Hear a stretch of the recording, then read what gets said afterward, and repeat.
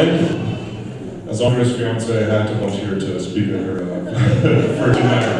I'm happy to be here. So I'm going to talk about how we don't use the internet.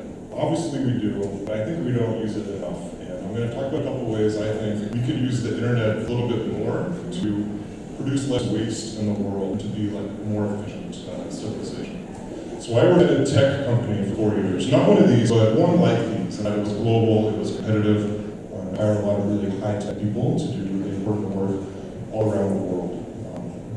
And one thing I noticed, obviously, these tech companies hire talent by having amazing perks, like paid time off, unlimited paid time off, health insurance plans and things like that. There was one perk that I was faced with every day that was really nice, but I found it to be very, very wasteful. One perk that a lot of these tech companies do is they have these food buffets, and they're like unlimited breakfast, lunch, whatever. They just put all this food out, and you can eat as little or as much as you want.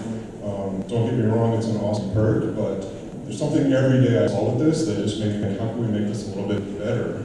So I saw lots of wasted food, lots of, maybe they made a whole platter of things, and no one wanted it.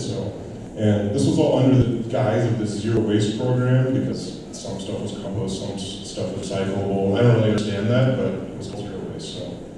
So what I'm trying to say is we're not using the internet to kind of do this new thing at these companies. They put all this stuff out there, some people eat it, some people don't, and the internet's kind of about connecting things and making things efficient.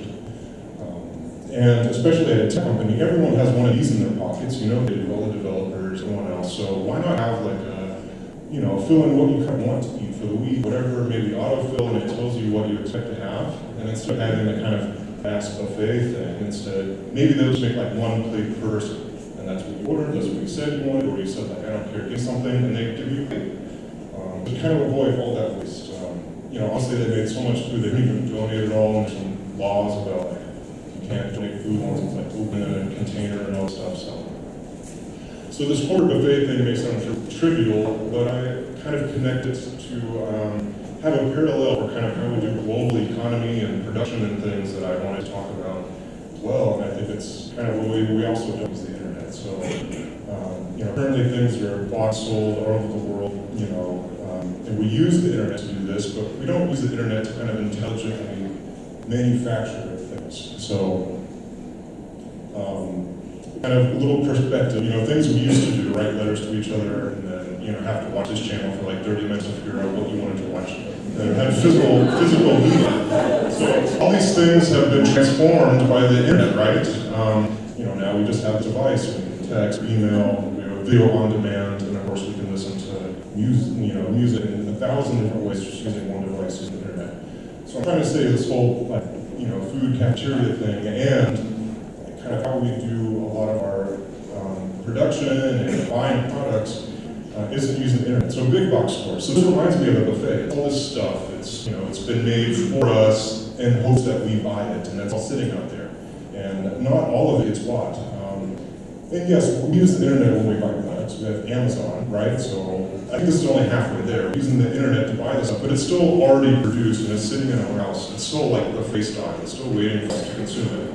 And it isn't all consumed. And one horrible thing, some people might recognize on our website this is, but there's some online retailers now that are just making this really low quality junk, and it's novelty, and no one really needs it. And I think it's wasteful. I think a lot of this stuff probably ends up breaking, or the novelty wears off, it ends up in the trash because it broke, or this is actually, when I was doing research, I found an article about how this is just bags and bags of stuff that was never purchased. It's just sitting in a shelf somewhere in China because they made it, but then no one bought it.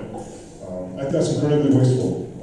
So one of the technologies I think we can obviously use is 3D printing. We've had this for years. And what's really cool about 3D printing is it lets you make like one-off products. So you don't have to make like a box of things and hope some people buy it. Someone can say, I want to buy this thing, and then it's made. This is a website of things that people have made plans for 3D printers to make. All kinds of things, thousands and thousands of things that you can say, hey, I want that, and then if you have a 3D printer and know someone that does, they can make it for you. So I guess what I was kind of suggesting or idea is with online shopping, kind of like the food app I mentioned, was you purchase the thing first, and then it's made, and then it's sent to you, maybe more globally, maybe not from your own, but whatever. So my idea is basically a less wasteful future, maybe one where companies big and small take advantage of the internet to reduce work production and pollution and just like create on-demand systems more efficient.